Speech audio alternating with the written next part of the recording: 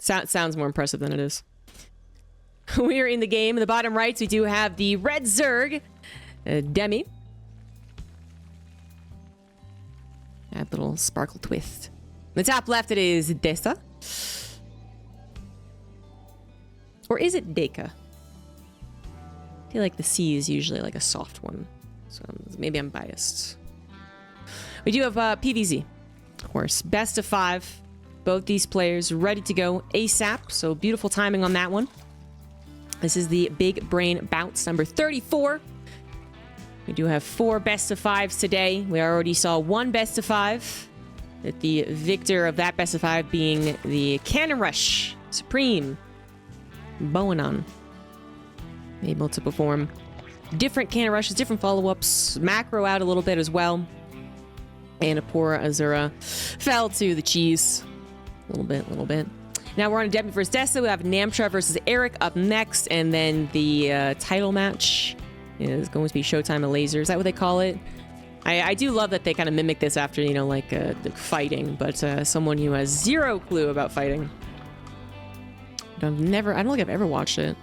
No, I must have watched it. At some point in my time hanging out in the green rooms with the likes of Roddy and Todd, I must have watched some. Todd especially. Todd loves watching some of the MMA bouts. But anyway, totally off topic, totally not related to StarCraft. We do have a very normal looking PvZ to start off with. And after the roller coaster whirlwind that was just waiting for the Cannon Rush to happen, which took about 2 minutes, I'm almost like at a loss of what to do for the non-action start of a PvZ. Where's the 12 pull? Where's the Cannon Rush? Where's the proxies? What's going on? But it is a totally normal macro game. And once again, you know, when they set up these bouts, they do try to make it as close as possible, or theoretically as close as possible, in case, you know, if cases where there are no history between the two, you can only guess. And I was wondering if there is history between these two players. So I'm going to go ahead and check that as we wait for Stargate, okay, to be the choice. And with a Stargate, we're not expecting action too quickly. No, they've never played each other. Nope. Officially never played each other. They're coming in from, technically, I guess you could say they're coming in from 2 different regions, with Demi being representing India. But pretty sure they both live in Europe, right? That's why this happens very easily. Everything is on Europe today. So we also have Eric, who is usually, again, Latin America, which is now North America, but he represents Brazil. And I believe he also lives in Europe. So that's why it's so easy to set this up. So, but it's so easy to set it up, yet we have the different matches that you generally would not see, which is pretty cool. It's a neat feature, I suppose, of a couple of people actually living in Europe and being able to perform in other regions. And we do have questions about where Roddy is, and that's totally fair. He is usually the host. Where is he? Where's Roddy? Oh, God. Where is he? I can't go without him. He is taking a little bit of a break. It seems like he's on the road. That doesn't take many breaks. I was actually pretty surprised to get the message. Roddy's kind of a workhorse. So I think it's good that he's taking a break. And I was very honored that it came to me. I guess I did an okay job co-casting when I was at Roddy's house. That is a decent amount of lings. 12 lings could definitely cancel a Nexus. It will definitely kill him to death in a single pylon. And the Oracle is kind of just chilling. Priority was on fixing the anticipated supply block, it looks like. So you realize that they have too many lings. You can't do anything about it because Warp Gate's not done. You try and prioritize the important things, and at that point, Oracle harassment wasn't as important, and bringing the Oracle back was not going to save the situation. So 2 pylons came down to try and fix the supply block. I sometimes feel like that's the worst thing about the little Ling hit squad, is that the Protoss really does have their pylons planned out for the first 4 minutes. Roachborn coming down. I mean, we don't have anything to be too scared of, so Demi could just be playing into Roaches and possibly even into a very aggressive mid-game, which is kind of what I'm expecting from Demi. Wasn't too sure about how Deca plays, but so far, so typical. You know, we have Twilight Council and a Forge coming down. We got all 4 gases up and running, so Robo is going to come down as well. Nothing too extreme, nothing too aggressive, and the 2 oracles just want to go ahead and get that scout, confirm what the heck is going on. It is interesting. It is only 2 oracles. So often we do see 3, but that is a choice that obviously the Protoss player makes. If you don't get that 3rd one, you can be getting faster, basically any tech. Twilight Council, Robo, both costing equivalent or almost equivalent to an oracle. That layer is coming down with an evolution chamber. Tons of gases, though. 6 gases coming up here. And Deca is going to be able to scout all of that, technically, but only... Oh, look at the tiny little roach foreign. Look at it. Oh, Jojo Boo Boo. He's so cute. Boop. Anyway, but he was technically able to scout everything that happens here, right? But it's all about how active you are with your oracles. I was speaking a lot about what the Protoss was scouting of the Zerg. Haven't talked much about what the Zerg has scouted. Demi knows the 3rd base was the intention, saw oracles, and again, there's only so much more you can do after this opener. You can absolutely go into something more aggressive. The Protoss player could have gone for 2 or only 3 gases, and then done something with kind of like a fake 3rd, if you will. But that is not the case here. The Overseer is getting bullied, but it looks like it did successfully bamboozle the Protoss, I was gonna say. It's like the Changeling goes down there. Adept killed it maybe before the High Templars were seen. This was not a blink opener. This is right into charge and Archons and really right into Storm. So 6 gases for the Zerg, 6 gases immediately for Deca as well. And we got what looks to be a little more old-fashioned PvZs as well, which is coming back into style anyway, so it's not even correct to call it old-fashioned anymore.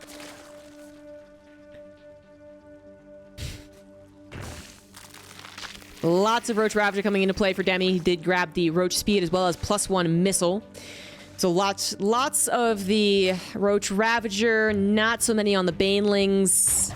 I mean, you don't usually... I feel like we usually see Baneling Roach Ravager nowadays, but it's pretty much pure Roach Ravager at this point.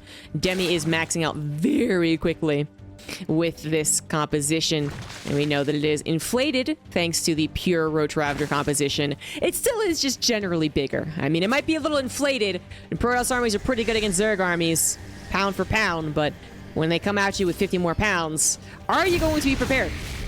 Deca does have Storm, but very little protecting that Storm, and very little able to finalize the Storm kills. So the Storm will do a lot of splash damage, there you go, but it's not going to kill a lot of these units. Usually that's where the Immortals come in, or the Zealots, or a Colossus, or anything really. Charge lots if they're in big enough numbers, and that is currently a problem.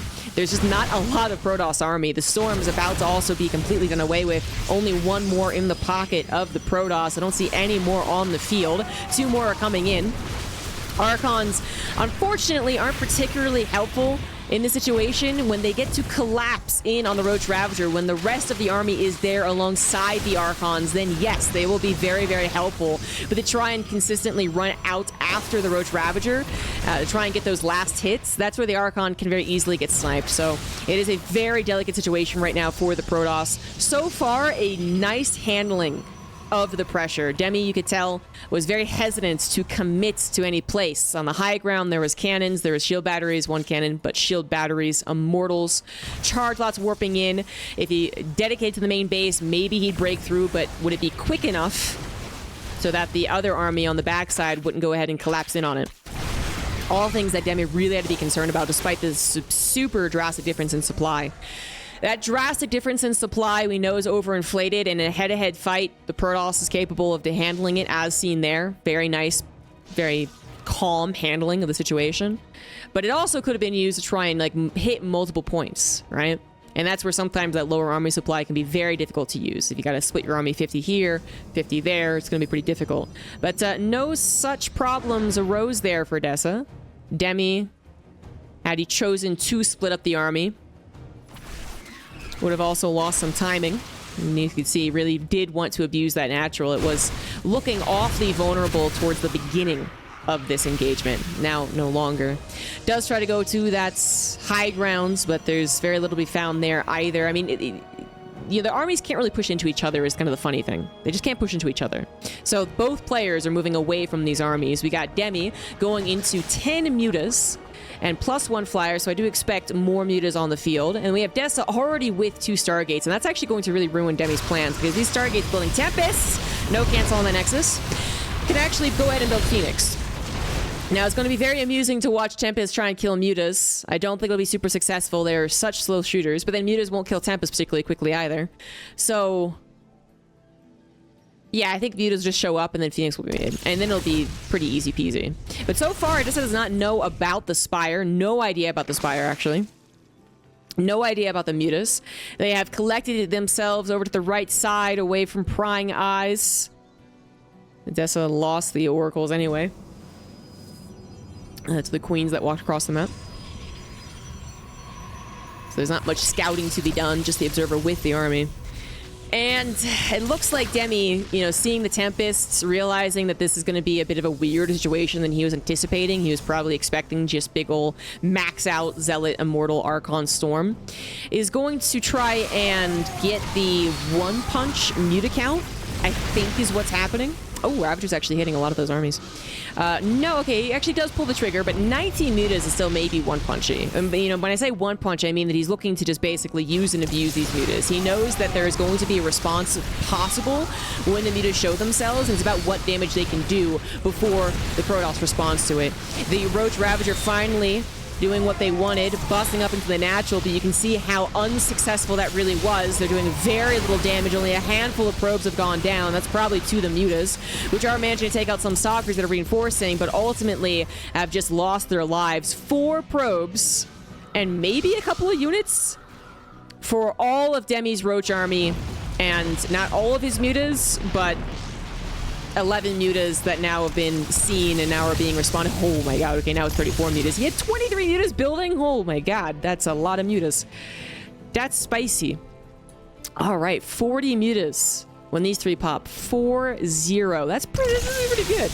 But again, Deca has the means to respond. Not just 2 Stargates anymore, but 3 Stargates, and the Fleet Beacon obviously can start up that Phoenix range. Phoenix range with, let's say, 8 Phoenix, I think would just kill everything.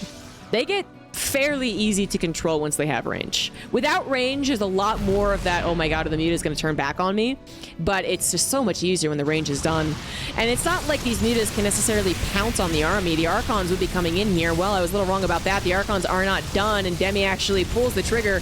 Very courageous, but sometimes being bold pays off, and being bold right there absolutely did. Fleet Beacon gets destroyed. Stargate actually in the sights of the Mutas as well. It's getting a little more dangerous as the Archons that were already formed finally do come in. But Demi just took away the most powerful thing that I think Deca actually had. Again, Phoenix are an answer. They are one of the better answers, but it's really Phoenix range that makes them so easy to control. And I'm really emphasizing the difficulty of defending here, because that is probably the best thing going for Demi right now. It's not necessarily the actual army. In a head-to-head fight, this has trouble.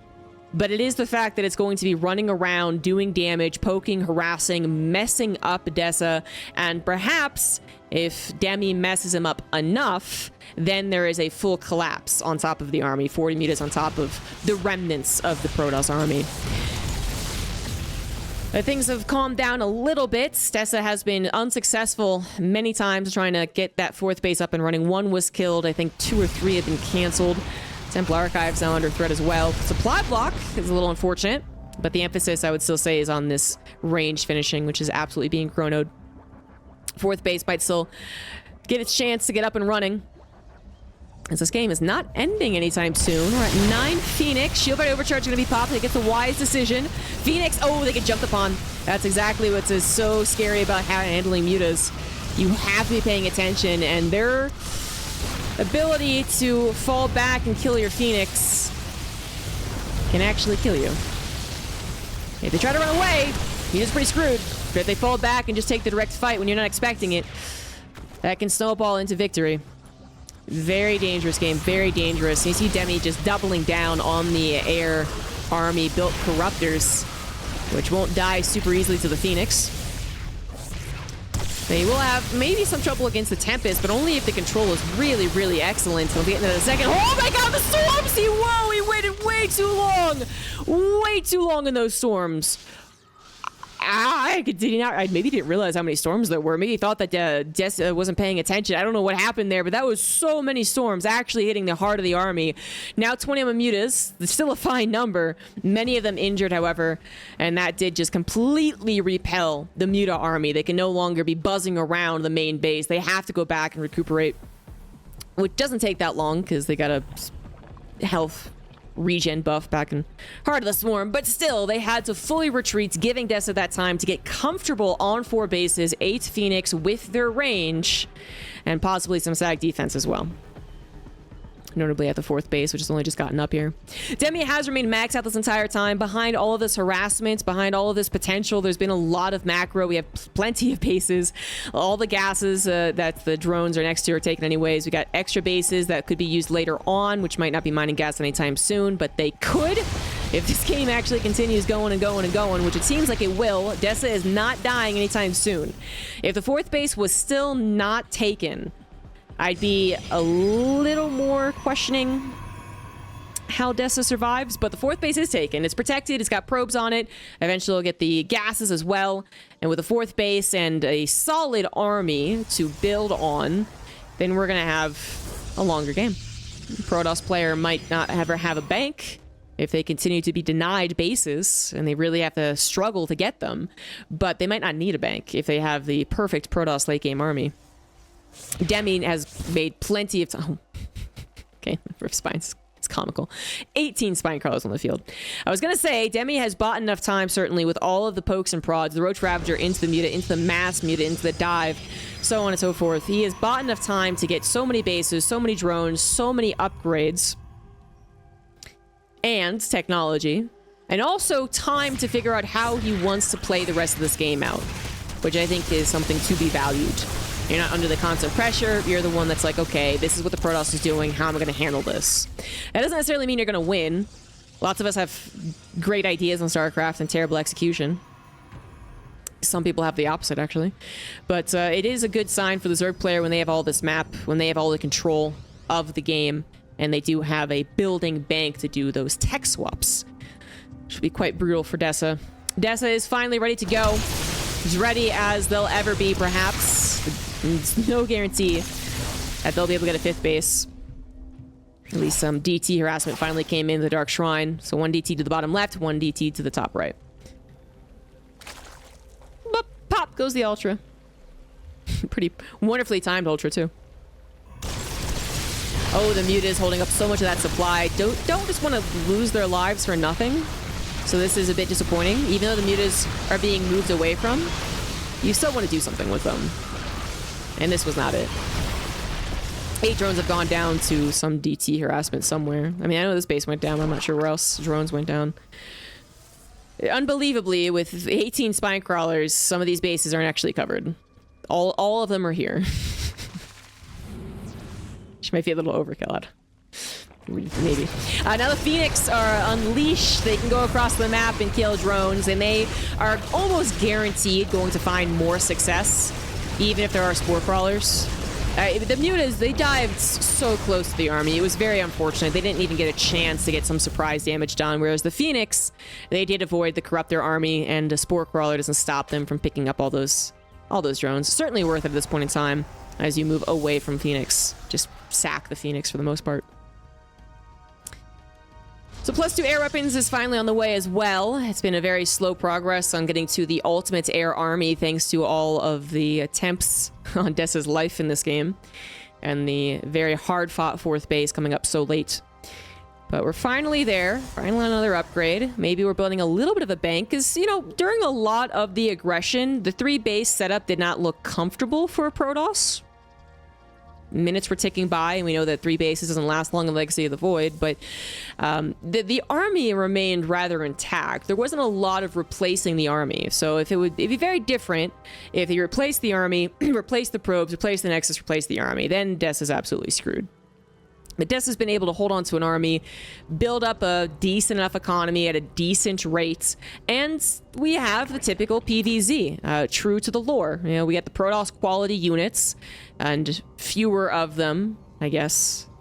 The army supply is going to be pretty similar, but you know what I mean. They're high quality versus the Zerg's ability to overwhelm So, not with one army, but 2 or 3. This is exactly what the designers intended when they made these races. I'm not sure what Demi's plan is right now, actually. I said that he had a lot of time to think about how to play out this late game, and then I make sure to mention it doesn't mean he's gonna win. 8 Ultras. We're perhaps looking to completely conquer the ground army. Let's say this was 3 Archons, 5 High Templars, and 2 Immortals. Then enough Ultras would take care of that. Enough Ultras would defeat that. But it's not that. It's 5 High Templars, but then 9 Immortals. This is a very anti-Ultra army. 19 Corruptors, 8 Ultras, 2 Vipers, which I don't believe are part of that fight, versus 9 Immortals, an Archon, 9 Tempests, 2 Carriers, and 5 High Templars. The 5 High Templars obviously being very important for, well, mostly the air, actually. Storm doesn't do too much to Ultras, but also for feedbacks on the Vipers, which I'm not sure Deca has seen yet, but should be expecting. You don't make it to the level that these guys have without having spellcasters, including in your army. Blink is even on the way. We do have a handful of Stalkers that can help chase down the Ultras, focus fire the Vipers, and help chase down the Corruptors as well. They're also obviously microable, so they can perhaps even go across the map, around the map, and start doing some damage. At least a bit of a distraction force. This base went down, and it was taken by the Protoss. Demi wasn't mining from it anyway, and is focused more so on mining from the top right side of the map. We are on Babylon for game number 1, just to remind you all, and it is not that big of a map. If you're expecting this late game PvZ, might have been thinking Altitude or Gresfon, but absolutely not. Babylon it is. And Babylon should give us a fight basically like after this Nexus is taken, I feel like. Ultra's going for run-bys, and it looks like Baneling's rolled in on the Nexus as well. But there's not that much more room to play around with. You are going to be contesting this field. And this will probably be where it either wins or loses for either player. And the Ultras were cleaned up by a fairly good recall, too. It was a very good number of units. One thing Deca doesn't really have is a lot of vision. I am noticing a lack of an Oracle, I would say, for the Oracle vision on the main army and the high ground. The Spinecrawler is moving over to the left side. It can get abducted, it can get sniped, the Oracle that is, but it's usually pretty worth it. It's a sort of observer and surveillance mode is only going to do so much for so long. Yeah, exactly. There you go, exactly. So, to go in blind, you just don't go in. You can't go in blind. It also means that you're not sure when they're perhaps moving their Vipers, for instance. So for every Oracle that gets a revelation on the Vipers, there's the Zerg having to then think again about possibly moving forward with their units, because they know that they're going to be seen, and the Protoss player is going to be ready, waiting, perhaps with a couple of storms or a couple of feedbacks. And that's something that Demi doesn't necessarily have to worry about. Stalkers are going around actually kind of defending and offending given the chance. One Ultra will not defend against literally everything. We do have lots of upgrades on the board. Trying to count all of them. I can just kind of say that Demi's missing 2 Carapace on his air. It's easier to say what they don't have. 2 Carapace on his air. And Deca is still missing out on lots of air upgrades. +3 attack on the air did just finish for the Protoss, but also missing out on 2 of those armor upgrades. I guess a little covered by the 2 shields that the entire Protoss has, ground and sky. And +3 shields is also on the way. It looked like Deca was going to abandon this Nexus, but perhaps not quite yet. Shield battery overcharge, saving the Nexus, means it won't be available if there is an army fight. I think this one might have to be let go. It's not super ideal. A couple of feedbacks are nice. They were on the Vipers, not mistakenly on the Overseers. Like, it's kind of the intention of bringing the Overseers sometimes. Stalkers go into the top rights after defeating that 1 Ultra, and are going to be able to take down this hatchery. Perhaps even this one. That's a decent number of Stalkers, and Lings are rushing over to try and defend. They do have Adrenal Glands, so they are full on Cracklings, but more Protoss army goes to the top right. Both of them with banks, but Demi, obviously, with the biggest bank ever. 10,000 minerals just before he built 6 seedlings. That's a lot. 3,000 gas as well. Is not as comfortable, but still pretty comfortable. And 17 drones did go down. Alongside that hatchery, finally more Zerg army. Not just the Lings, not just the Banelings, but the Ultras too. Come forward and we'll push away this army. And Demi's not going to be crying over a lost hatchery or even 20 drones for too long because, again, 9,000 minerals in the bank.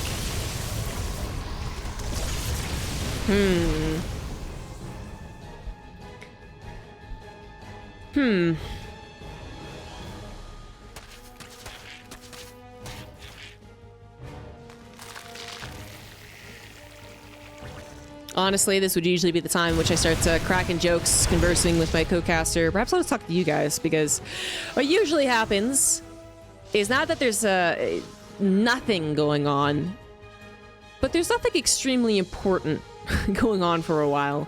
Lots of poking and prodding. I mean, important for the players, right? Like inching forward, inching backwards, whatever. But as far as the spectating experience... As far as spectating experience, we have none. No, not quite that bad, but it is going to be down to one big battle, one clobber of the action figures, and then it's going to be game over. But we don't know when it's going to happen.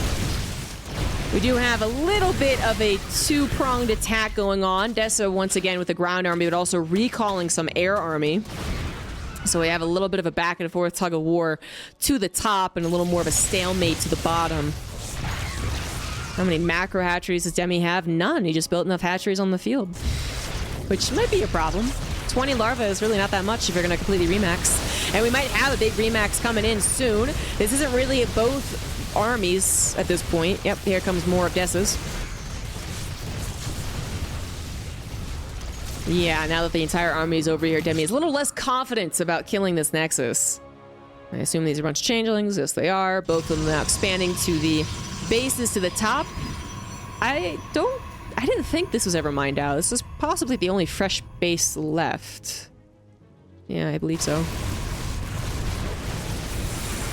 Which you think Demi wouldn't need, but we know how this dynamic works. The Zerg player needs to throw away far more resources than the Protoss to actually win these games. And already you can see the resources lost reflecting the PvZ. I say already as if this game is not 28 minutes long. It is. But it's par for the course of the resources lost. And Demi taking away 5,000 gas from his opponent and putting it in his own pocket by completely mining out a base. It would obviously be good news.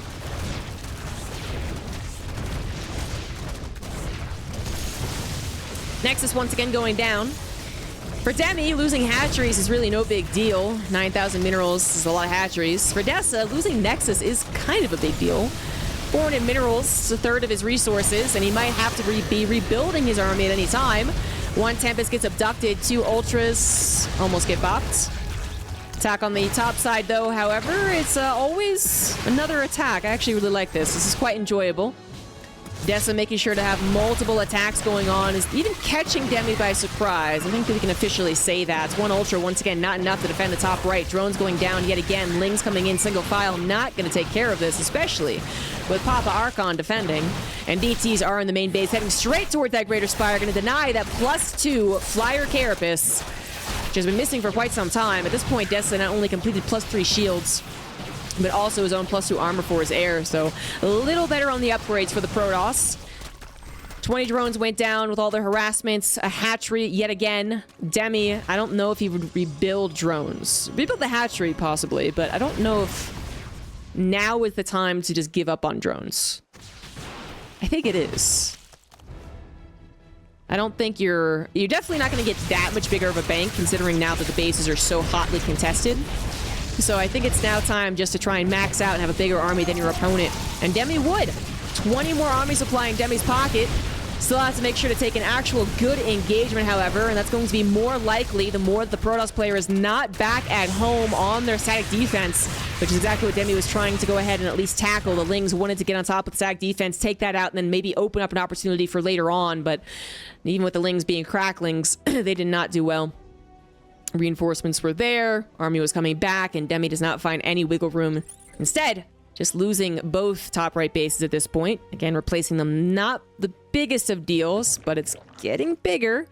I mean, how many bases have been killed? 4 hatcheries, many cancels, I would say. 77 mutas. Ooh, forgot about that.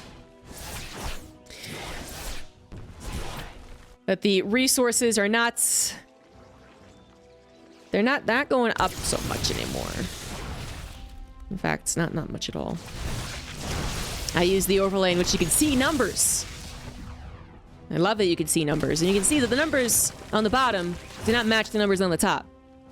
And that's no good. Demi does not like that. It's possible that 2 bases will get up and running at the same time, and there'll be a little more of a trickle in.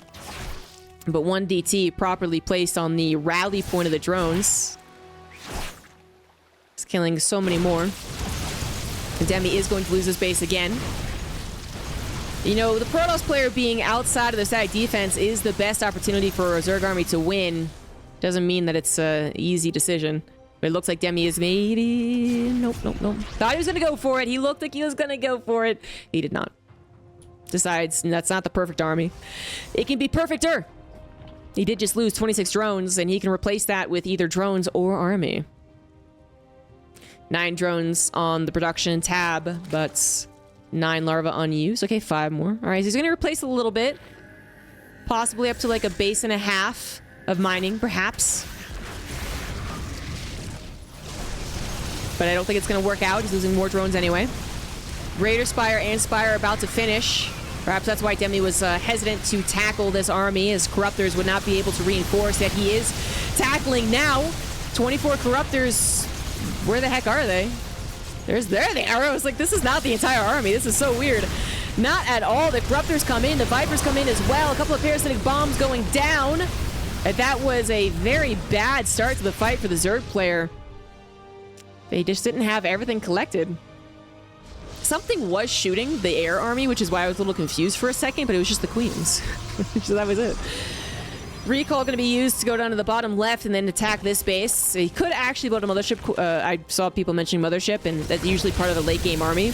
I don't mind not getting a mothership for the main army, but I do think in terms of mobility, it's quite good. We saw a lot of that played around with the more late game PvZs we were seeing, and then for a while we saw, you know, less late game PvZs, but now we're back on more of a typical setup, I guess. Yeah, I feel like we're going to see more motherships being made purely to get units in and out of position.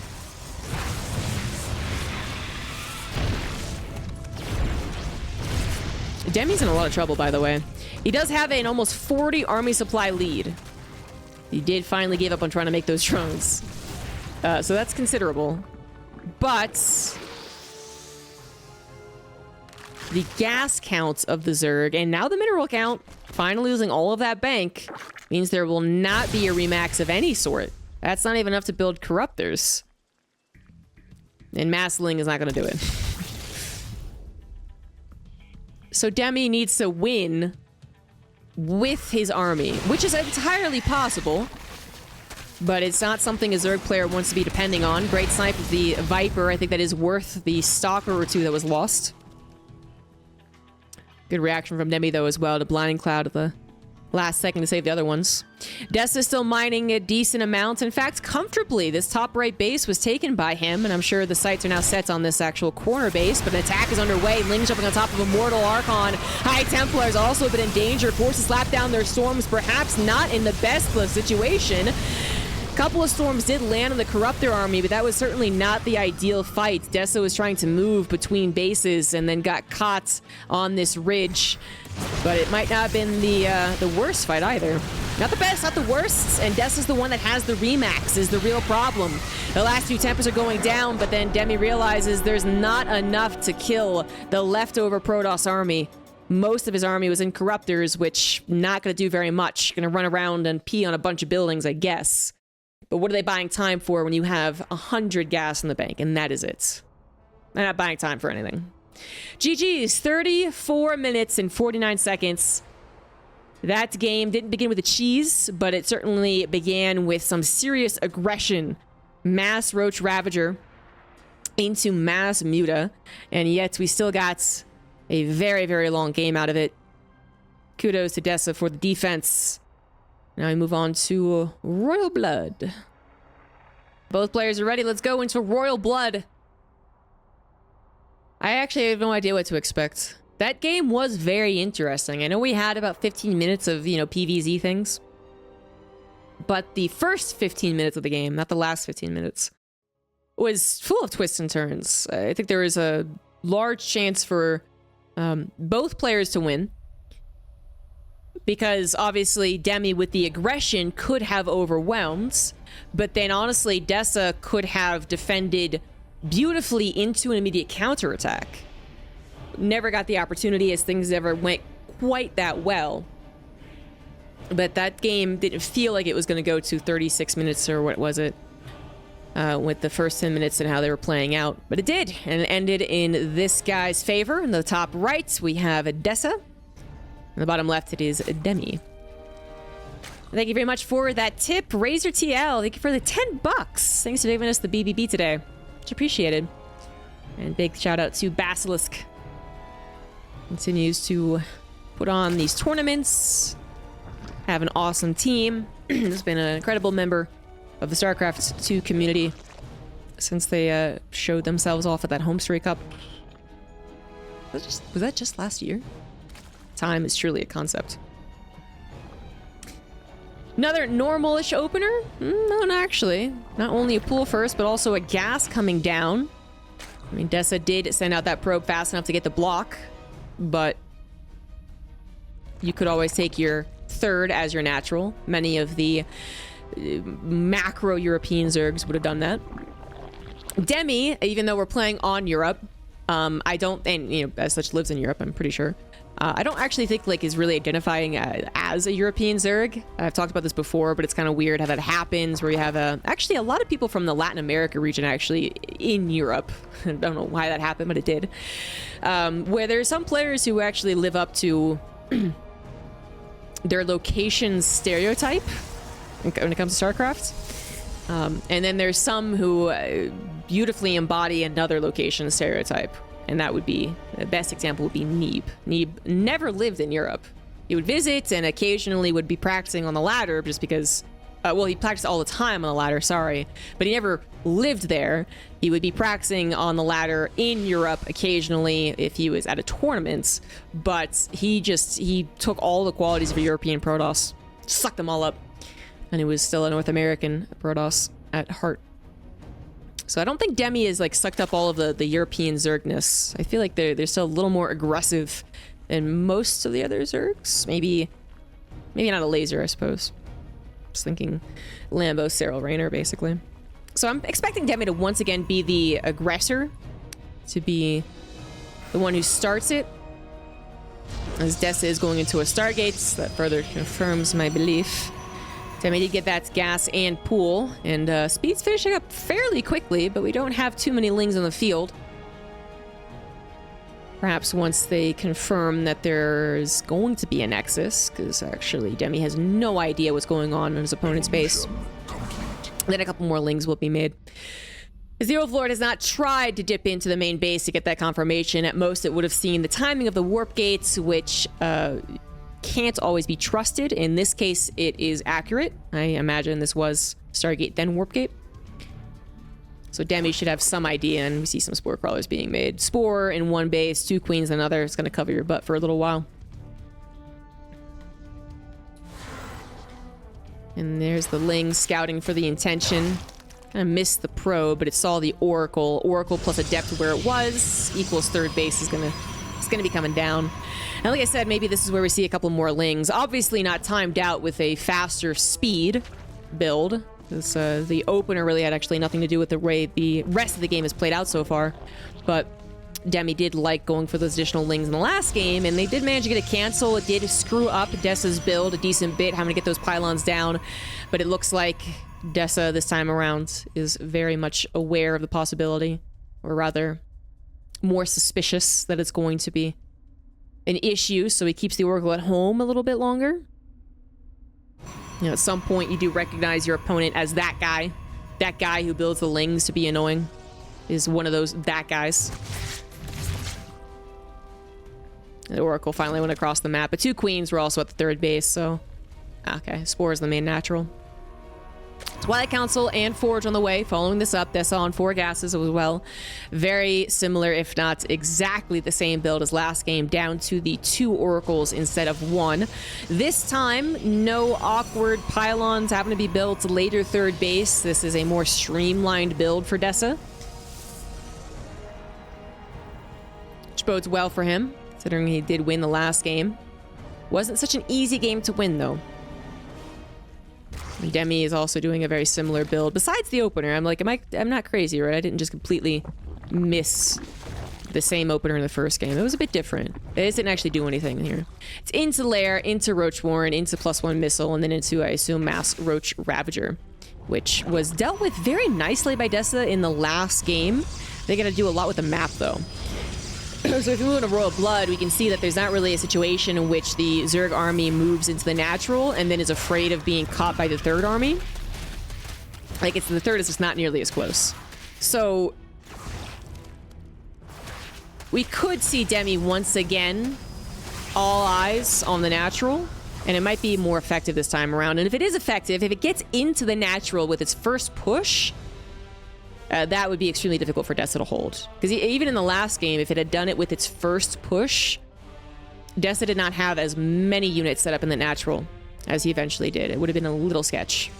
Adept did go down, by the way. We saw some micro on the 3rd base, but nothing supremely important. Demi is definitely not going into Roaches, though. He has set up structurally to look very similar to the last game's opener, but he is not doing that. He's got a Spire on the way, he's got +1 melee on the way, and of course some more lings to bother. Deca is going to charge Immortal Archon. Not nearly as quick on the Storm, I think it was Storm then Fleet Beacon then Storm this time around, but very similar because, yeah, last game Deca did go very quickly into Fleet Beacon. This is something that actually Heroes also been experimenting with, bringing in some of the Korean crowd, which I'm not totally convinced by, but I'll talk about it in a second. Lings it into the 3rd base on top of a High Templar, as well as the probes. They kill the High Templar. That's already a very nice grab for something that is purely mineral-based. And what was I talking about?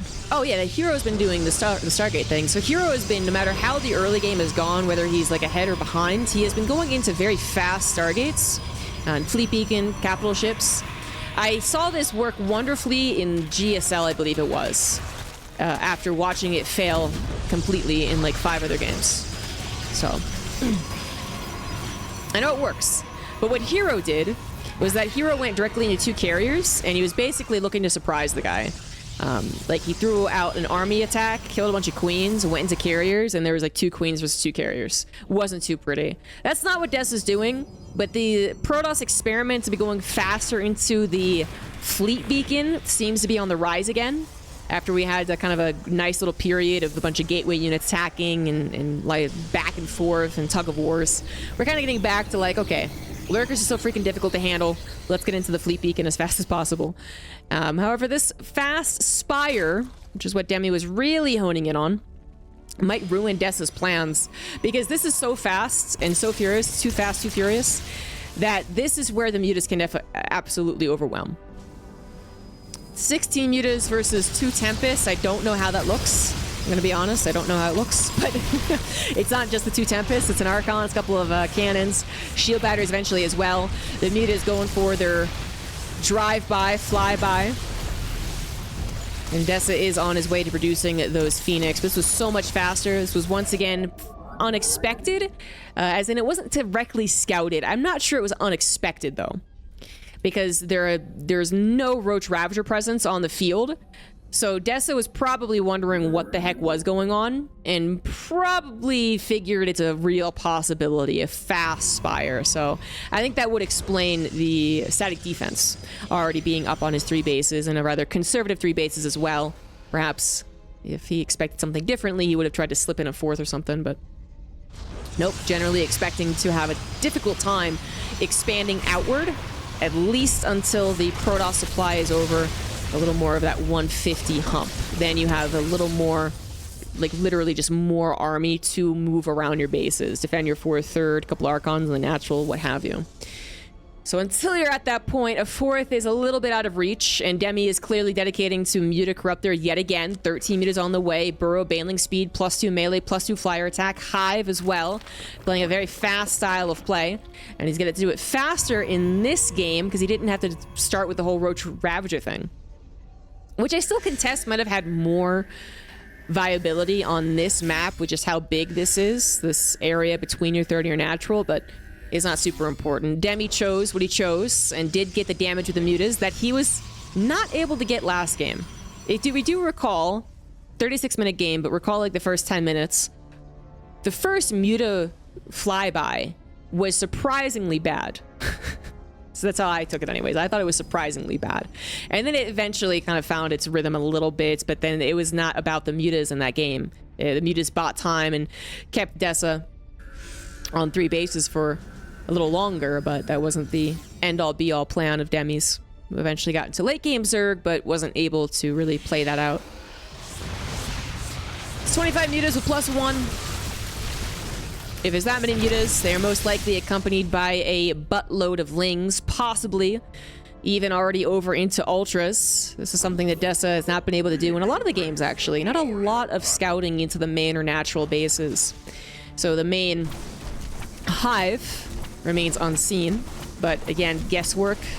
You can definitely guess what's happening as a Protoss player based off the amount of aggression you're receiving. So if there were 100 lings and 50 banelings rolling in alongside these muta flybys, you know they've dedicated a hefty amount of resources into attacking you. They might be trying to then transition, but you know that that was the first thing they planned. There has been nothing but Muta Corruptor shown so far, which means that the bank that Demi probably has, he's not been harassed on his 4, now going on 5 and 6 bases, has to be going somewhere. And into upgrades into Hive yet again, and possibly Ultras yet again. I don't know about y'all, but I feel like those Ultras never got a chance to shine. I completely understand why Ultras are a choice in late game PvZ, especially if the Protoss player is unaware of it and they don't have enough Immortals. Oh! That's actually a very awkward stasis trap. That's still damage, you know? That's a lot of lost mining time.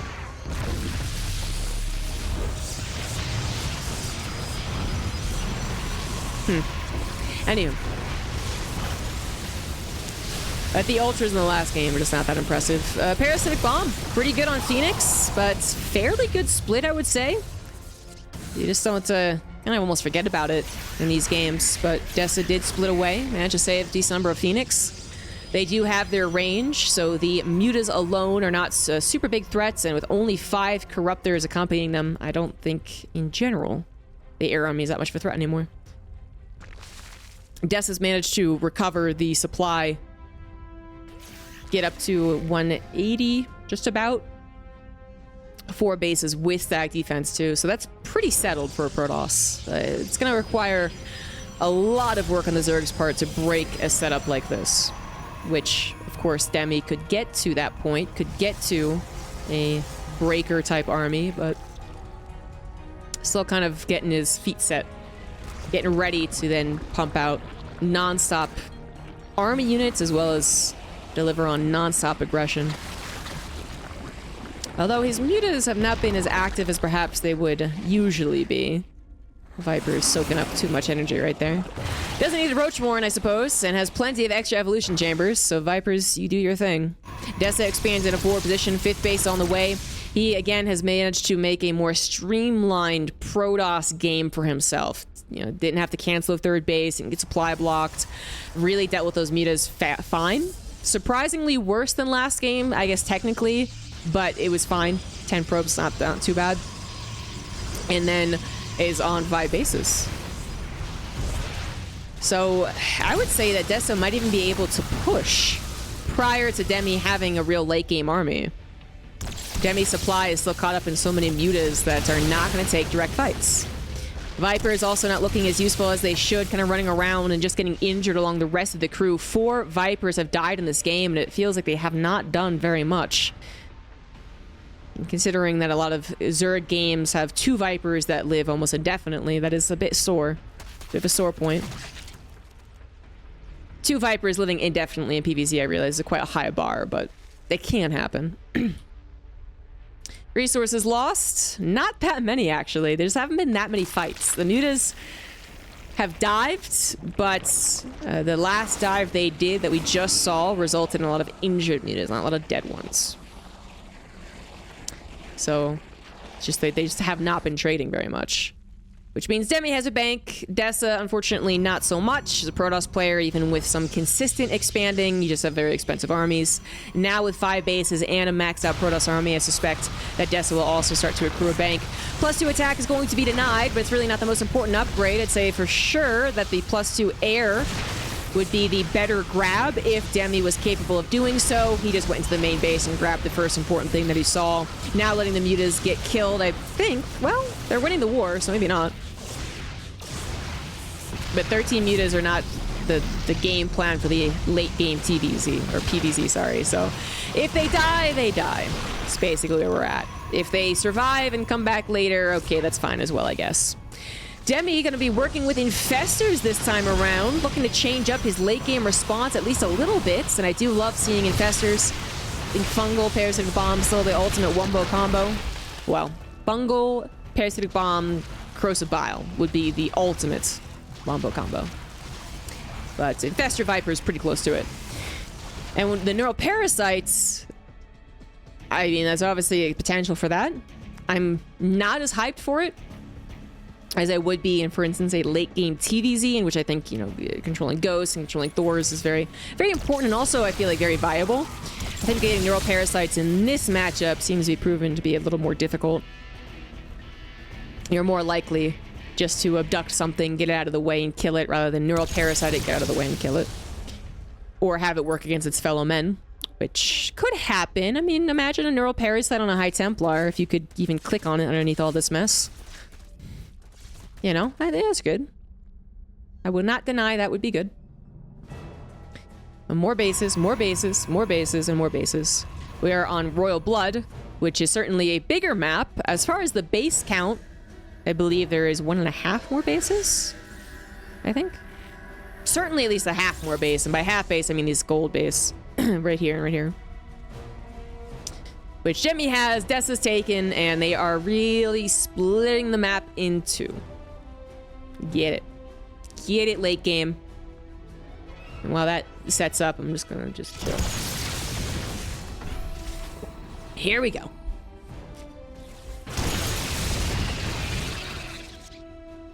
Just remember to stretch, guys, all right? So this gets into a possibly another 35-minute game. Remember to stretch, stand up every once in a while. Drink your water. Very important. Say the same thing to the players, but they have to pay attention. Deca, on a fairly low probe count, by the way. He has lost 37 probes, and I'm not sure exactly when. I think I was memeing a little too hard there. But, yeah, that's not a lot of probes. That's fine. He has the bases. He has a bit of a bank. Most importantly, he's going to have a very maxed out Protoss army.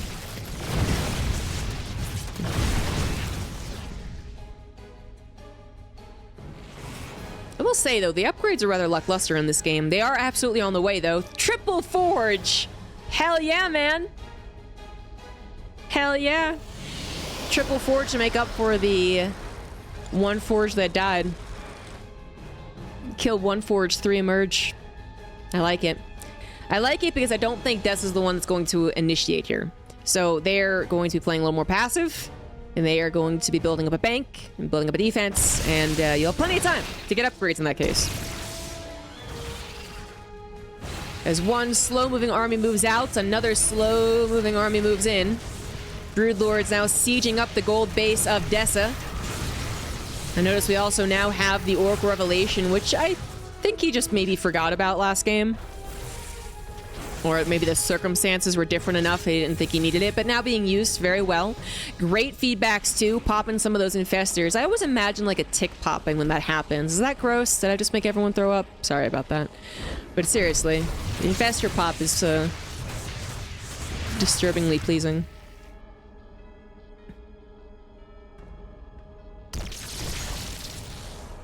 My cat found the cat treats. I might have to jump out of my chair. It's Deca. Thank you. Legend. Being a legend, coming in and finally correcting my pronunciation. I did offer the correction at the beginning of this series, and no one took me up on it. So finally, we have a French person coming in. Deca. And unfortunately, especially if Demi wins this game, I think I'm going to have plenty of time to make up for the times I was mispronouncing it. Miss Fungal. Deca just getting out. Doing a little bit of damage. Also a little bit of distraction. DT's coming in. Killing the spine crawlers, but not the spores. So the ultras can give chase. But I guess they can only chase so long before... Yep, well, where'd they go? I don't know.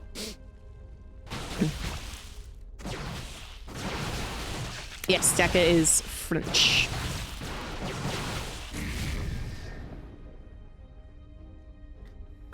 Playing some fine late game PvZ, by the way. I do like the insistence on the pressure.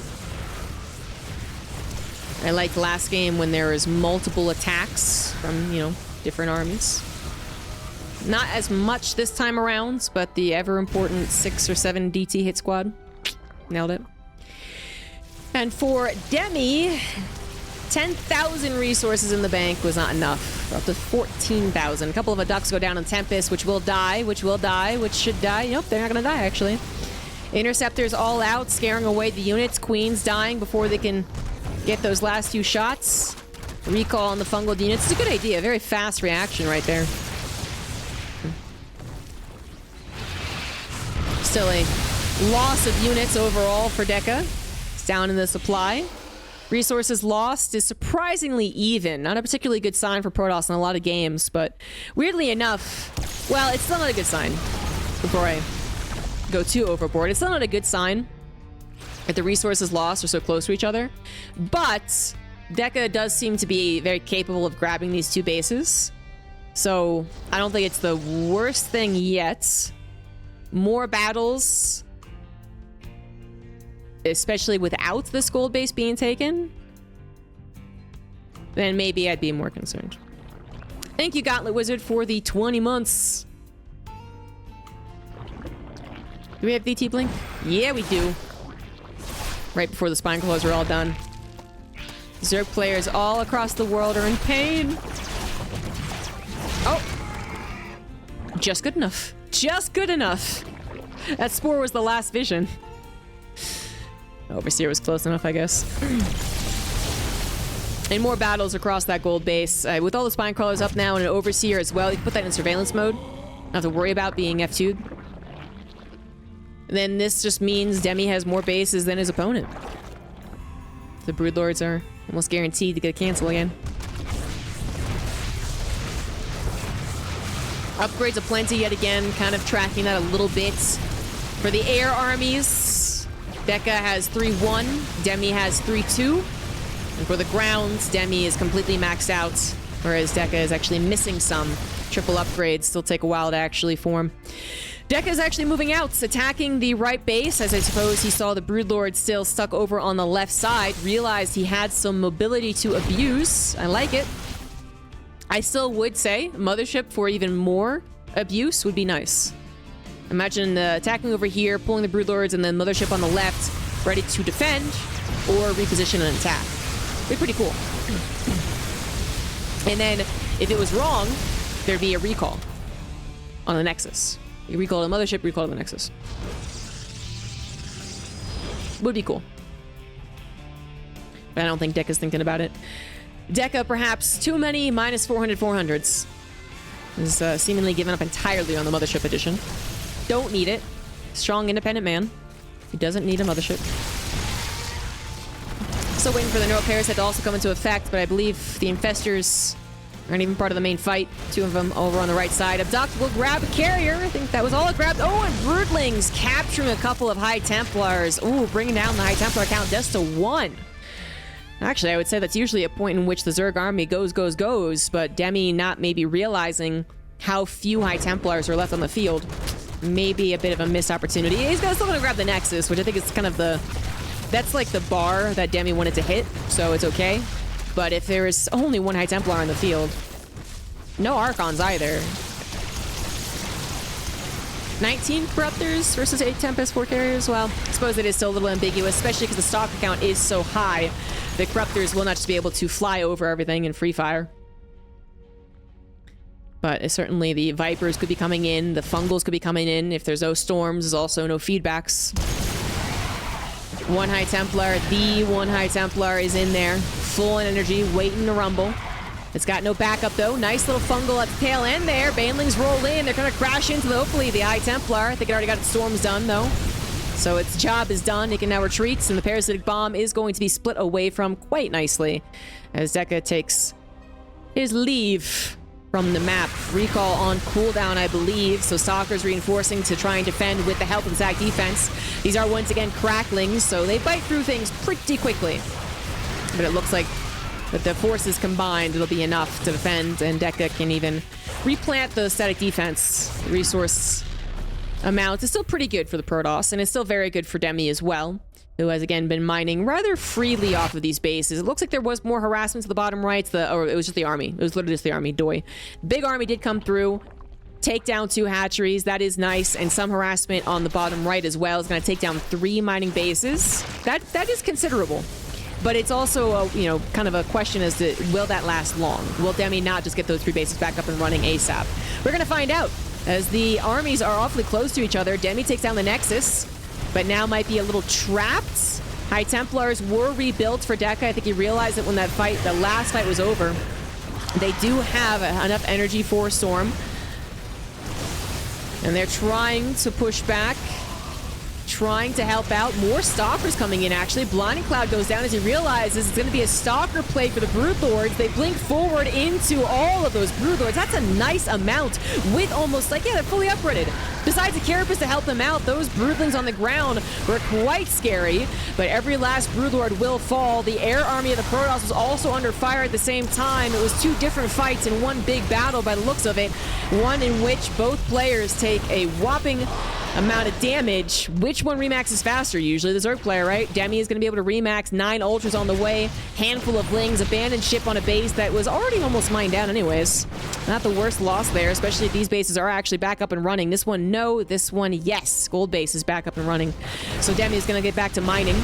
Losing some reinforcements from that base, however. 1 Ultra goes down, and Deca is looking to carry on with a little bit of momentum, but by the positioning of the army, I was going to say, it looks like he's prepared to retreat. He's not going to try and dive for the victory. Very much accurately assuming that the Zerg player is going to remax faster than him. He pulls back. But what does he pull back to? That Nexus is dead in the middle of the map. An attempt at the right side Nexus also is destroyed, and Demi seems to have this game under wraps. 90 army supply of mostly Stalker versus 144 of Demi. Now, Ultras alone are never all that amazing. And that's really what we're down to. The Ultras remaxing and almost pure Ultra remax is a bit of a panic move, I would say. An understandable one, to be clear. But 9 Ultras, by their lonesome, are very easy for... I know. Not very easy for armies to take down, but I would say this type of army, it's easy enough to take down. It's when Lings get involved, they get the surrounds, when Fungals get involved and get the Fungal down, or even a Blinding Cloud pushes the army towards the Ultras. That's when the Ultras are particularly scary, but mano a mano, Stalker Immortal versus pure Ultra, there's a lot to be said about the Stalker's chances, even 60 supply down, but that is, there's a lot of supply. 6 Broodlords were remade, more Corruptors on the way, perhaps more Broodlords as well. Demi has used up every last penny in the mineral bank and is not mining anymore, just from this gold base, which is mining out. This base was never recovered. This one was never recovered. And that left base, which initially I did not give a lot of... I didn't worry much about, it really is necessary. The gases were mined out, but the minerals aplenty could be building Demi's bank up again. Deca's 3 hatchery takedown from earlier on might be one of the reasons that he wins this game. If Demi was mining off of 3 bases, let's say with 35 drones on 18, there'd be such a comfortable bank as well. They'd be maxed out with a bank building again. But now it's very much questionable. As Demi, as he does grab yet another base, is only on 18 drones. He can't even fully saturate it, minerals and gas. And while he doesn't need gas right now, it's almost guaranteed he will need it in the future should this game continue going on, which apparently it is.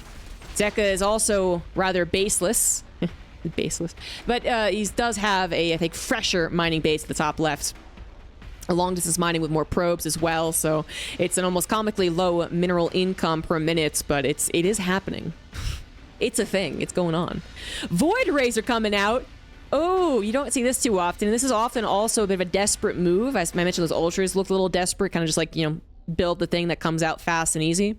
But the void rays are usually that against broodlords when you realize they went broodlords without your knowledge. Seeing them come in at 31 minutes after the broodlord fight had already happened is a little funky. I don't know if I like it. I don't know. They're speedy little bastards with flux veins, but going for hit squad maneuvers on like a hive is very dangerous. They are glass cannons. They are vulnerable to the spellcasters that should still be out in the field. There are no Vipers, actually. But I would say that if we are going to be going down to very low econ situations in a PvZ or any matchup in StarCraft, we know how powerful spellcasters are. Free energy, right? Just got to wait it out. And Demi, I think, is also very aware of that. Just needs to find the resources to build up a Viper. Counts. One's on the way, possibly a second one soon. Ling run-bys could be quite damaging, but Demi does not have that much of a bank to build that many Lings. If this was 80 Lings, that Zealot's a goner, and this is getting busted through, but it's only 40. We also have no additional tactic here from Demi to abuse, such as Nidus Worms or Ling drops. He does have Overlord speed, so I guess he could Ling drop, but I don't think he's thinking about it. And 8 Lings would not be all that intimidating. If he could make 3 Overlord drops, that might be worth it.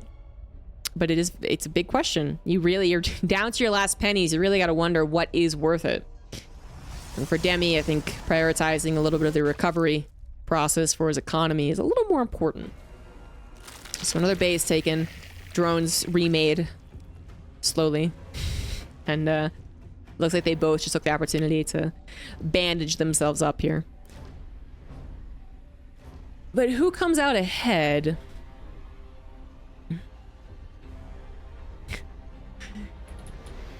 I'm not really sure. They both had that immediate reaction to a late game army dying. You know, they both went, oh shit, like I need to do something.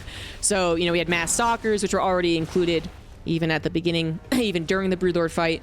And then we had mass ultras, and now it's like adding to it, you know, what is the late game army that you want to have on a low economy? Is this it? Is this a good one? Man, I'm not really sure. Let's count it out here. 4 Zealots, 4 Immortals, 2 Archons, 4 DTs, 33 Stalkers, 7 Void Rays, and 4 High Templars. Against Demi's 7 Broodlords, 35 Lings, 11 Banelings, 18 Corruptors, 11 Ultras, 4 Infestors of Viper, and 5 Queens. Lots more spellcasting opportunity for the Zerg, but that's not surprising. Spawn pool's gonna get hit. Takes away the option of Queens and Lings, but Demi does have enough of a bank to replace that. Should Demi have moved out? I think he should have made some moves with the more mobile army. Yeah. Very understandable apprehension. Trying to get the perfect army, but also making sure to recover your economy. You don't know what bank the Protoss had. You could have a guess. But at the end of the day, you don't know what your opponent's resources are. So probably also a little scared that Deca actually maxed out faster than he did.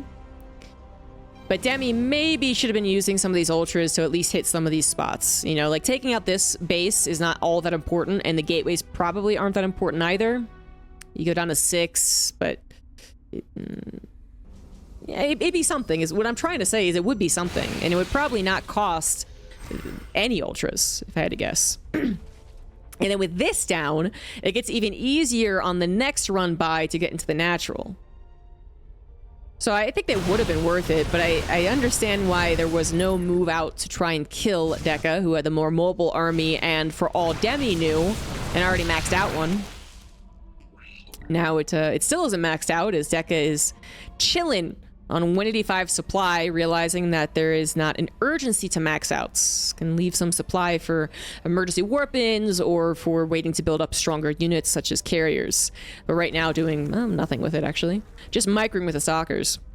Demi has not only recovered the bottom right bases, but the middle base as well. This is one of the fresher bases, so the drones are mining happily. And also the top right base, which has no mining as of yet, but should get some drones momentarily. Stalker's going to the main base, and they're going to kill an Ultralisk Cavern. It looks like the Greater Spire also died at some point.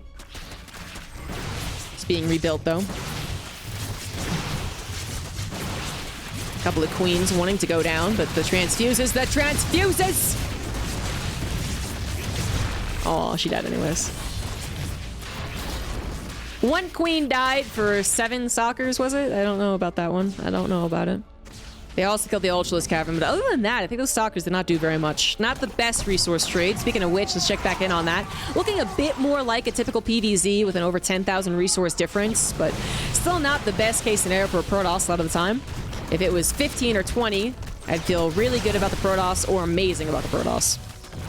Right now, I'm still in question mark land, as we have less than ideal late game armies for both players, I would say. I know Demi has insisted both games on going for a large amount of ultras on the ground, but I would say it's also not super typical. And of course, Deca, primarily gateway army at 36.5 minutes. A little unusual to see there.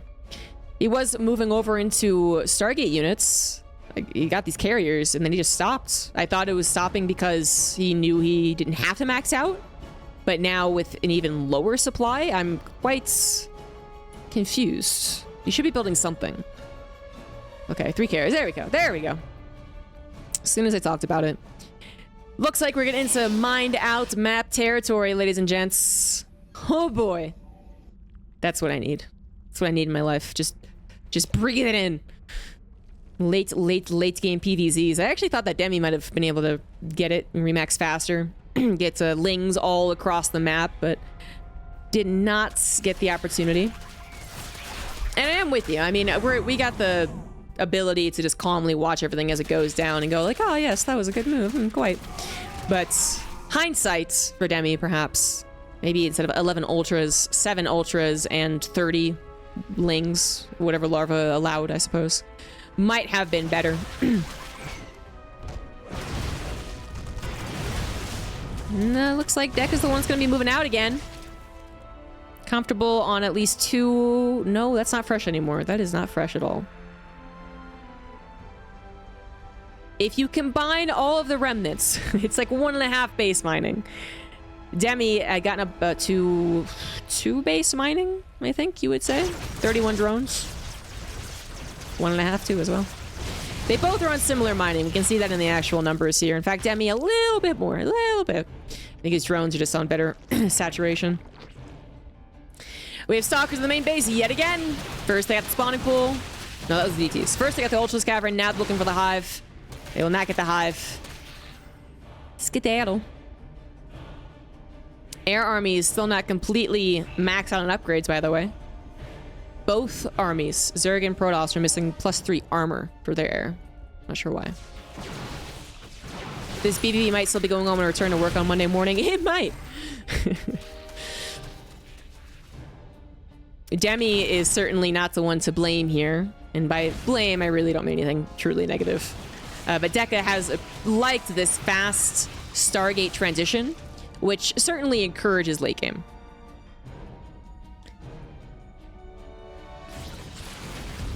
If he doesn't die. You know, Demi's trying to kill the guy, and Deca's like, please don't kill me, and then it gets a late game. That's how this is working out.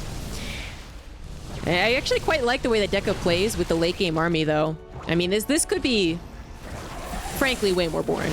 No, nice feedbacks there. Infestors are all out of the equation. Pure Ultra, marching forward, single line, not ideal. Yeah, I like the way he's used his late game army. There have been bouts of nothingness, certainly, where they, both of them were just recovering. They were doing stuff, we were just waiting.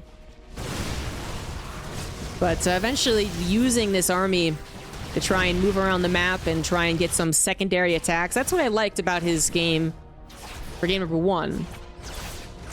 And he has been trying to do so again, but it's proving to be a little bit difficult. I think the reason it's especially difficult here in this game is, one, because the map is larger. It's just wider. Like, there's more space. And then two, the way that he's expanding doesn't really cooperate well with, I guess, harassment. Or the situation doesn't. Either one. Like, he was able to defend his contention base, or whatever you want to call it. The base that was closest to his opponents in the bottom side with a very limited amount of army. Knowing that possibly he could sacrifice it, and that he would be able to retreat with the army that he left there. And then he attacked multiple times up to the top right. So defend on the bottom, attack on the right, top right. This map and this game doesn't seem to allow Deca the same opportunity. Yeah, if he does move a significant portion of his army over to the right side. Oh, storm drops! I love it! 9 drones go down, and the Archon will add in some more damage. But Deca, if he moves away from this position with a significant amount of army, it's not just one base that's going to fall that still buys him time. It'd be multiple bases. I mean, the Zerg army is allowed to pass this position. It's this base under attack, and this base under attack, and that base under attack, and this base is totally not going to happen. Whereas I think the last map allowed for a little bit more of a like a single file domino effect. You saw one domino falling and you had time to rush over and fix it before it tipped over the rest. So it really has come down to just, once again, big battle, big army versus big army. And here it is, Demi. The one to initiate offensively into the Protoss defense is usually questionable, but the Wombo combo is here. The fungal parasitic bomb, Brute Lords and Ultras decimating the ground army as well. And this is not over. The carriers live. They live with the fungal and the parasitic bomb. They're still alive. There's no anti-air. Deca's air army is alive and well, and it's going to save the Nexus. What? I thought he was a goner. I thought he was completely 100% dead, but the corruptor count wasn't high enough. Demi, with a 50 supply lead, is still in the lead, and no doubt about that. And the bank that he has accrued is, I think, going to still allow him to win this game. 23 corruptors are on the way, and Deca knows that he could be in trouble. He doesn't know what his opponent has, but he is awfully scared of it, and he is correctly assuming that he's about to be in trouble. He's unfortunately going to lose a base that he really did need to mine, and he does have a lot of weak carriers that are only going to be supported by a handful of Void Rays, but he's going to buy as much time as he can. 10 Zells go over to the right side of the base, kill it. Demi, still with 1,000 minerals, is going to be able to replace it. The drone survived thanks to a cheeky burrow, and Deca is the one that needs to start spending cash right here, right now. He's got 3,000 minerals in the bank, just about 700 gas. He's not actually using it as fast as he could. He wants to build up his Void Ray count to tackle whatever Corruptor count might be on the way, but he doesn't have the time to do so. 3 Void Rays will not cut it. Cannons are coming up for the defense as Deca is once again pushed farther and farther back. That's not necessarily a good thing. Unless his last army can actually make the 300 stand, he needs income. And he just lost all of his mining bases. There goes his gateways, so now it's going to be harder to max out on the ground if he thought about it. And I thought he might. I thought he was actually going to panic warping Stalkers, but he did not. He's staying true to his belief that Void Rays are the answer. Mass Void Ray to combat the mass Corruptor might work. If he gets to, let's call it 12 Void Rays. Could he afford 12? No, he can't even afford 12. He doesn't have the gas. So if he gets to 9, which he is going to get to, 3 are going to pop out. 9 Void Rays exactly aligned with 9 carriers against 27 Corruptors. And that's it. We are no longer on Spellcaster Zone, where we're just waiting for the spellcasters to win the game. And that might be more of an issue on Demi's side, honestly. He has the ability to make spellcasters. Oh, I never rebuilt a hive. Oh, he never rebuilt a hive. That's only a lair. That's not a hive. Okay, he cannot make vipers, but he can make infestors. There it is. There it is. Because that's really what usually stops the Void Rays from contributing much to a fight. They pop far too easily. The glass cannons that they are. But the fungals are coming in a little bit late, and Deca is trying to move out. I mean, there's no other option for him. He is on his last army in this game. He either wins or loses right here, right now, and it's not the best fight for him as Pernac Alignment is forced out. Then Demi could retreat. You can see him waiting and waiting and waiting. He's actually going to come in and grab one of the Voiders on the right side. That will put him in the interceptor zone, however. Very dangerous stuff. Upgrades, by the way, finished up for the air army of the Protoss, but not for the Corruptors. And the Corruptors are now going to go in here. Prismatic Alignment's done with. The Void Ray's not nearly as helpful. Can the Carriers do it all by their lonesome? They are desperately trying to do so. The Corruptor count is falling. 9 is left over, and that is it. That's it. Deca actually wins 45.5 minutes, and the Carrier Void Ray army does it. Demi. Oh, no. No.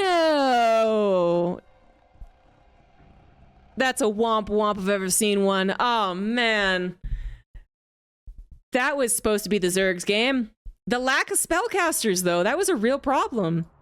3 Fungals literally could have led the fight. I mean, he could have been like fungal back away, fungal back away, fungal back away, and that damage would have actually been something to consider, considering how all in the Protoss army was. You know, sometimes the fungal fall back is not very useful because, well, they fall back to the shield batteries and you're like, oh, I didn't do anything. But that would have really started the fight off much better. Very unfortunate.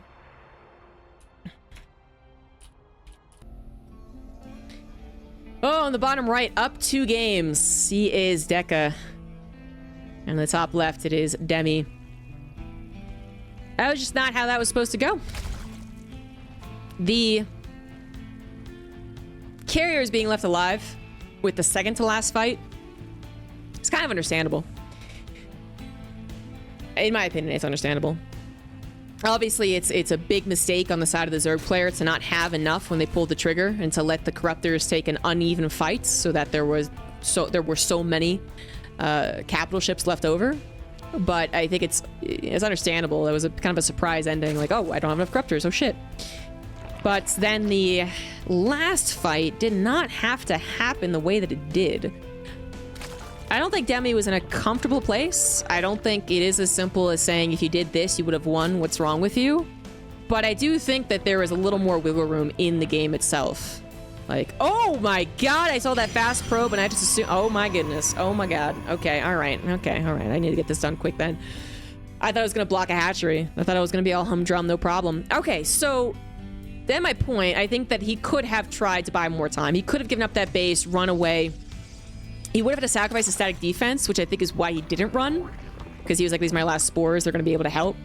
But he could have, and then maybe had some more fungals to contribute to the army later on. But what ifs and all that aside, we do have a cannon rush with gateways. Demi has not seen this. He sees a pylon, which he, you know, might be real. And it is. And he actually can see that the cannon's building. This one was not seen, but this one is. So Demi is going to be happy that he went for a pool first. But it's not just the cannon rush, and if you try to defeat the cannon rush at your natural without realizing that zealots are also on the way, you could over-dedicate and thus not have enough defense up in the high ground, and that's what I'm especially scared of. Is there a second pylon? No, but all the cannons are finishing anyways. Drone will die, thanks to that second cannon finishing up. Last second cancels on the protective pylons, so we do have 2 zealots out in the field. They're there. They showed up. Deca not committing to this, though. You can't bring the cannons that much closer thanks to creep spread, but you could bring in more zealots. And that is not happening. And the reason I was so scared about the follow-up is because if you do go for the lings, you go for the defense and the natural, you don't have a spine in the main. So I was wondering if 4 zealots, which he never got, would have been a danger. But since there are not even 4 zealots, it's a useless question to ask. Spine Crawler's canceled as Demi realizes this attack has been given up on. It did what it wanted, which is get a cancel and a slight contain, as that drone did not manage to escape to build a 3rd base. Overlord is going to be pushed aside. I don't think it dies to this, but it's scouting the intentions of following up. So what happens from here? The problem for Deca is that there's absolutely no wall anywhere. Not in the main, not in the natural. So couldn't you just make lings? But then I guess you can't make enough lings because you only have 1 hatchery. So speed seems like such a fantastic thing for Demi to have, but when it's only contributing to 7 lings, about to be 17, that's better. I guess it's not the biggest of deals. Forge goes down, which I feel like you might have wanted. It's also a little bit of the defense of the pylon. Exactly. Deca can't leave. I'm actually surprised he's trying to. He wants to save this to possibly add another layer of damage or another layer of contain. Oh, Deca is not tucked in. Oh, Deca not paying attention. Wonderful positioning otherwise. And he moves the adept back. It's gonna be too many lings, I think. That second adept would have made all the difference.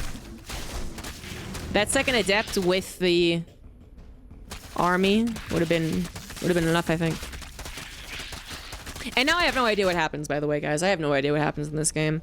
The Oracle's gonna pop out, but Deca's gonna have 0 gateway units.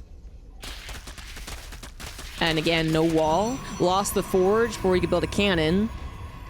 So it's literally gonna be Oracle defense against an X number of lings. Yeah, Demi should just 2-base all in, right? Well, that's too... Why bother is a better question, actually. Why bother? Why bother all in and maybe losing the game? If he doesn't attack, though, is he actually in that much better of a position? I don't know. This is... It's mad. Nah, why not? Why not?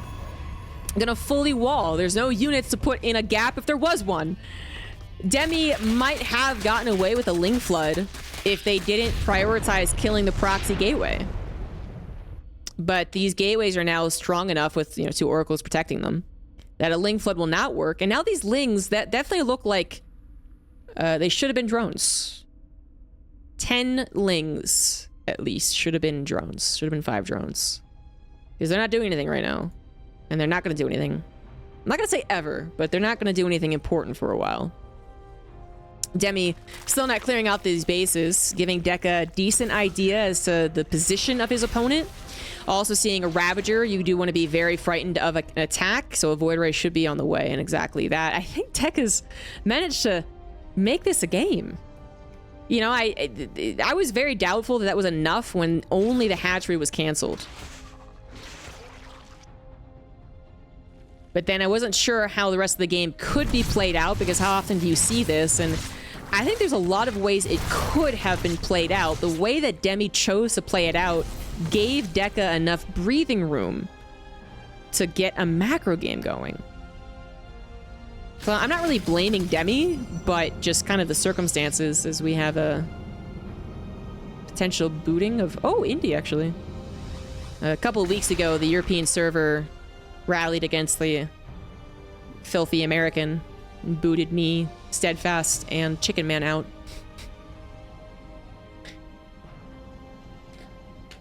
But America wins! Poor Poland. You think it's giving me a lot of time to really think in how this game is actually going to go, but I'm at a loss. I'm just sitting back. I'm like, where's my popcorn, Like, what's happening? I don't know. What's going on here? Who knows? It's a real question mark. Oracles kill or cancel a hatchery. Roach Ravager appears on the gateway front, but the gateways are at least capable of warping in. Misplaced Stalker warp in, but the Void Ray also finally popped. The Oracles did not see the Spire, and while I was very much convinced that Deca could guess a Spire in game 2, you don't guess a Spire in this game. Like, who does that? If this was Terran versus Zerg, 100%. Terran versus Zerg. Zerg players always do, like, the cheese into muta thing, but this matchup would be way more difficult to tell. And it looks like the Oracles did just scout the Spire. So the problem with any type of early Spire, no matter the matchup, is that you just don't usually make a lot of mutas. But the benefit of it is that it starts to contain your opponent quite early on. They have to worry first and foremost about not letting the mutas snowball. And by ensuring they don't snowball, they are, later to the third base, they're leading to the main army, and it gets a little weird. Speaking of third base, a canceled third base there for Deca. The Stalkers weren't sure where the army was intending to fight, and there is a wide open area to run in. Maybe we'll see that fixed. Oracles are also out of juice very soon. Deca needs to be conservative with their pulsar beam. The stasis traps are fine. If the army really is leaving, then stasis traps are beautiful. That'll help out a lot. +1 flyer attack is being researched, but no mutas as of yet. Demi taking the opportunity with the Ling Ravager pressure to drone. And then he's getting Corruptors. No, does he think that Deca's going to go into Tempests? This quickly, though? I know he did it in the last 2 games. Those are very different circumstances. There's no other reason to build Corruptors. You don't chase down Oracles with Corruptors. Oh, no. He might be thinking that's going to be like Mass Void Ray into Tempest or something. Corruptor's just not going to be helpful here. They are so expensive as well. You know, Demi's on 3 bases, 60 drones now, but this is a very recent development, only now rounding it out to a decent economy for a Zerg player. And Corruptors need kind of more than a decent economy. If they are responding to something, if there actually are Tempests and Carriers being built, then they might be worth it. But then it's more of an equalized trade, right? You're both building very expensive units as you're both on a low economy. But if you're wrong, and you know, the Corruptors are literally fighting against nothing because they only hit air, well, that's obviously the worst case scenario. But on top of that, let's say they could attack ground in some imaginary StarCraft 2 world. The amount of Stalkers that Deca can get compared to the Corruptors on this kind of building economy situation is just, I think, superior. So, but easy to explain. Corruptors don't shoot down, guys. They're gonna kill the Oracle? Maybe? Is that gonna be enough? Is that gonna help? Is that worth 8 Corruptors? No. They're gonna kill this Void Ray. And then they're gonna, you know, be like, yeah, Corruptors, let's go team. The Stalker count seems like it might be enough to overwhelm once it gets a couple of better blinks in. Ooh, run away, run away. Ooh, corrosive bows are almost a little spicy there. But you got a proxy gateway coming up, and I really do like how Deca is playing this follow-up. The Corruptors are not looking particularly useful, but Demi is quick to move over into Ling Roach Ravager. He was able to build up a decent Ravager count as this game has progressed, and Deca might be overstaying. +1 attack for him, 0 upgrades on the Ravagers, which are getting a little more revealed. Nothing's protecting them. The Link count very low, Roach count non-existent, Oracle getting in free damage despite having Corruptors. What are they doing? They're peeing on a building is what they're doing. Shield Body Overcharge will not save the day. 3rd Nexus killed, 4th base of the Zerg dead, and they do actually go for an official base trade, 1 for 1. Deca forced to retreat. I don't think his Mass Stalker play is going to get the win as fast as he's hoping. Like, the Stalker's intimidating. The Stalker count's intimidating. The +2 is going to be fantastic. The Stalkers are very good, but I think the problem is just the amount of attention they require. So he is going to pull back. He is going to settle up on 3 bases again, and then he's going to re-engage. And the re-engage could be dangerous still. But this is time that Demi absolutely needs. Demi needs to recover not just his economy with a 4th base coming up, but also the actual army. Get a better army than what was shown defending that 4th base. And the upgrades alone would already make it a better army. We have +1 melee and +1 missile finishing up as I'm speaking. Centrifugal hooks also on the way with some banelings. Going to complicate matters if zealots are included, which zealots are very much getting included. +3 attack, booted up lickety-split there for a Deca who will hold on to the upgrade lead, no doubt about that. So we have more Corruptors. What? What? Really? I don't know why we have more Corruptors. I actually don't. Corruptors are a funny hit squad unit, but it doesn't make them good. It's more comical because Corruptors are, again, so expensive. And their contribution elsewhere is limited if the Protoss is not going into Skytoss. So building, let's say, 6 Corruptors just to try and kill a Nexus seems odd. But I suppose both players are getting richer. And we know rich people spend money on frivolous things all the time. So Corruptors might be this frivolous thing. 3 Corruptors is all though. I'm gonna call like a habit on that one. I'm gonna call, like, you know, you're thinking and doing things too fast and you just build Corruptors and go, wait, why did I do that? Whatever, I'll get them. Whatever, it's fine. Milky, thank you for the 4 months. So hi. Oh, hi, Milky. +3 attack for the Stalkers. About halfway done as Storm boots up. High Templars are being warped in, gaining that energy. Deca is very close to the supply of his opponents, which would usually encourage a good Protoss engagement, but I think waiting for Storm would be the wiser move. If Deca is going to wait for Storm, then Demi will get to a maxed out Zerg army. It already is. 2-2 as well, and perhaps at least 1/5 base, as this base looks like it's going to have to be canceled. Okay.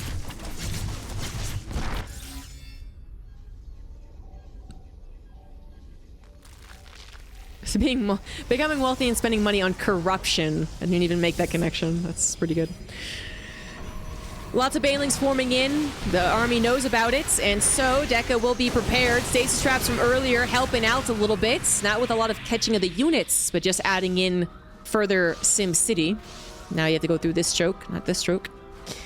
So that's a nice defense of the 3 bases, but Deca's 4th will have to be canceled. This is a almost backup 4th. Well, this is the backup 4th, but this will work. The normal 4th will have to be gotten at a later date. Zealots run in, but the spine claws have already been made. You're gonna need more zealots than that. Possibly DTs as well. +3 is done for the Protoss as 2-2 finish up for Demi. He is not eager to move into 3-3, rather affording his hive, his spines, his air upgrades, burrow, more banelings, and then perhaps afterwards, maybe some upgrades. Nope, Lurker Den and Hydralisk upgrade. Did he just run Banes into Building Nexus? A little bit. But, again, he's rich. He can do whatever he wants. Fleet Beacon is on the way. That is inevitable. If Deca does not feel confident moving out with his ground army, then he is going to have to move into Stargates. And as he has not maxed out on his ground army, this is fairly obvious. For Demi, the more that the Protoss does not engage with the army on the ground, the more suspicious you are of them making capital ships. That's how it's going to go. So, the timing of the capital ships, think about that for a second. If we do assume that the ground armies are made for each other, it's going to be a bit of a wash if they do decide to attack with their ground armies. And let's talk purely about the Stargate timing. Carriers are coming out as a Lurker Den finishes. The Lurker Den might not come into play in this game, actually. They're gonna get the upgrades, but I'm not sure going into Lurkers is now a good thing to do. You're maxed out, so you're gonna have to give away some supply to even make the Hydras, to make the Lurkers. And then if you are being attacked by this ground army, you're gonna have to be tracking them, which slow burrow Lurkers are not good at. And then, yeah, they might show up with the Tempest or Carriers without you having any form of defense, in which case Lurkers don't shoot up. So not the most useful. It's one possibility. The other possibility is that Demi does go to Lurkers, gets, let's say, 10 or 12 of them with both upgrades, and then uses them to combat the ground army, specifically the Archons and the High Templars as we move into late game. That's completely possible. No! The Archons! That was clutch. That was clutch. Get him. Thank you for the Prime sub. 6 Lurkers are on the way. They can also be used to throw around offensively. They are difficult to deal with once they're burrowed in, even if you have the appropriate units and detection. We also have yet to see any Nidus Worms or drops. Something that I brought up last game, and now that we do actually have Lurkers, I feel is... it's like part of the combination. They're almost a 2-for-1 deal every single time. You see Lurkers, you think Nidus. So I feel like Demi should get some. 5 base setup for Deca, by the way, whose 4th base was in the bottom left. This is his 5th. But, yeah, whatever. Same destination, different journey. And Zealots are going to go ahead and kill this weakened hatchery from earlier. There we go. Better than nothing, but Demi is still comfortable on the mining. Has now realized this base is not only up and running, but is already defended. So that's a bit bad news for Demi. Attack on the right side, actually. Deca was completely pulled out of position Demi didn't know this for a fact. I don't believe so anyways. This army only just came over. But still, wanted to poke in on the right side as well and saw a wide open opportunity. Takes it, gonna kill an X, gonna kill some gateways, gonna take out SAC defense as well. And by the time Deca makes his way over to the right side, the units will be unstasis trapped. Revelation did reveal most of the lurkers, but not all of them. Stalkers are going for a counter. Stalkers. I was expecting Zealots. I said Stalkers as if I knew what I was talking about. I was expecting Zealots 100%. Stalkers actually are looking to kill this hatchery, but I don't think they'll be able to. Lings and Roaches and Ravagers responding now, so... Deca loses his third. Demi lost their sixth. But did not lose their fifth. I'd kind of call this a wash. Yes, the Zerg players once again building up that healthy bank and getting to all their upgrades and technology. But Demi did that in the last two games as well, and did not really do much with it. Didn't win the game with it. For Deca, this might be in a little bit of a sketchy zone, but I don't know. 3 bases still mining fully. Maybe it's mined out. I would not say that you're really all that concerned. You'd have to take a pretty bad fight as the Protoss in this position to be concerned. So they're both going to get their bases. They're both going to get a bank. They're both going to open up harassment opportunities, and it will be very similar to the last 2 games.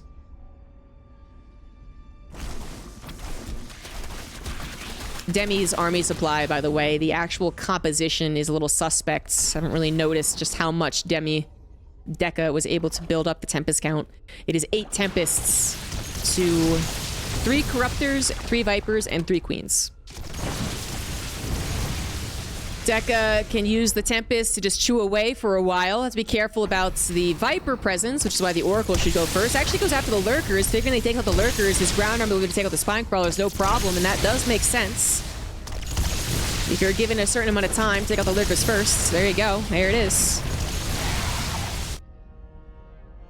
8 Corruptors now on the way, but Demi's having a supply problem. He is maxed out with not yet enough Corruptors. It'll be 11 Corruptors over 12 Stalkers, 4 Archons, 2 High Templars, and the 8 Tempests, right? So you need more Corruptors to actually dive in. I think Deca might be going for the killing blow here.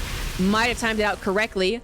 But they have shown a little bit more hesitation in the last few games. Understandable hesitation for both players, but that's been kind of an issue as to why we've been getting 30, 40-minute games, is that there might actually be a kill move for either player. In this game, it is Deca's kill move. But then they decide to play it a little bit safer and miss opportunities. And it seems like that might be happening once again. This Deca just kind of roams around, ensuring that the easy targets are taken care of. And then he'll think about taking on the Corruptors maybe at a later date. Freebie Corruptor right there. Viper's not able to return any damage. And Deca has also gotten up the 4th base, 3rd base back up again, as well as a 6th or whatever this is. So very happily mining off of many bases, 65 probes. Demi's still mining consistently. With 82 workers, he is still building quite the bank. But the problem is that the Protoss army is on your side of the map, and your army is not the perfect composition. So if you sacrifice your army because you need the supply, that means the Protoss knows that they can continue forward. You go like, yeah, take my Ravagers, take my Banelings. I don't need them anyways. I need Corruptors. They'll kill that and then go, okay, you're remaxing. Let me just continue killing you. So that's really the difficult part for Demi. Demi needs to basically hope that Deca runs away. Then use the army on the ground a little offensively, I would say. Sacrifice it, try and kill a base or something like that. And then go into Corruptors. 5 more Corruptors on the way will make this 13. We're getting to a better number of anti-air. But it's still very concerning. Nice target fire on the Viper. 1 Viper left over, 2 being remade. Probes going down to a Baneling run by. Both of them on a very similar resource bank. Resources lost. Favoring the Protoss as expected by about 7,000. Not too shabby. Banelings just keep on rolling in. There we go. And the Banelings did a little bit of scouting as well. They saw the army completely move with the defense. So Demi knew that he could move with the Ravagers. That's a Warp Prism in the main base. And also DTs on a aggressively placed hatchery, shall we call it. Demi's going to lose access to a fresh base, as well as perhaps the main, as well as perhaps this base. Deca pushing out once more, is running up a very small choke into lurkers, which is always concerning. But Demi sees that there is not a chance for him to get to the perfect army, and perhaps is also a little defeated from the last 2 games. Actually taps out right then and there. GG. Deca will win 3-0 using the power of late game Protoss. Demi certainly got close to taking him down in the first and second game, I believe, especially the second game, but not quite. Not quite. The end results not really reflecting the type of games that were played out. GG's to Deca, wins the second best of 5 today.